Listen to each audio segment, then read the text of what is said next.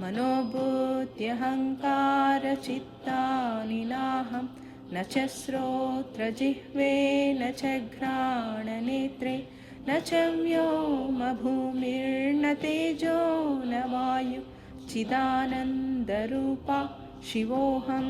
शिवोऽहं चिदानन्दरूपा शिवोऽहं शिवोऽहं चिदानन्दरूपा शिवोऽहं शिवोऽहं न च प्राणसंज्ञो न वै पञ्चवायु न वा सप्तधातुर्न वा पञ्चकोश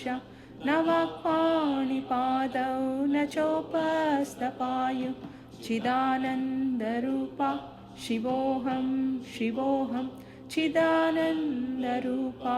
शिवोऽहं शिवोऽहं चिदानन्दरूपा शिवोऽहं शिवोऽहं न मे द्वेषरागौ न मे लोभमोहौ न मे वै मदो नैव मात्सर्यभावा न धर्मो न चातो न कामो न मोक्षः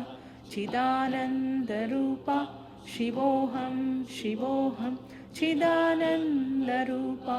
शिवोऽहं शिवोऽहं चिदानन्दरूपा शिवोऽहं शिवोऽहं न पुण्यं न पापं न सौख्यं न दुःखं न मन्त्रो न तीर्थं न वेदा न यज्ञः अहं भोजनं नैव भोज्यं न भोक्ता चिदानन्दरूपा शिवोऽहं शिवोऽहं चिदानन्दरूपा शिवोऽहं शिवोऽहं चिदानन्दरूपा शिवोऽहं शिवोऽहं न मे मृत्युशङ्का न मे जातिभेदः पिता नैव मे नैव माता न जन्मः न बन्धुर्न मित्रं गुरुर्नैव शिष्यः चिदानन्दरूपा शिवोऽहं शिवोऽहं चिदानन्दरूपा शिवोऽहं शिवोऽहं चिदानन्दरूपा शिवोऽहं शिवोऽहम् अहं निर्विकल्पो निराकाररूपो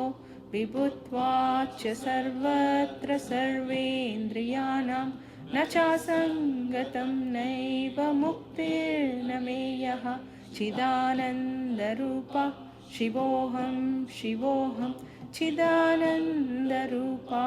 शिवोऽहं शिवोऽहं चिदानन्दरूपा शिवोऽहं शिवोऽहम्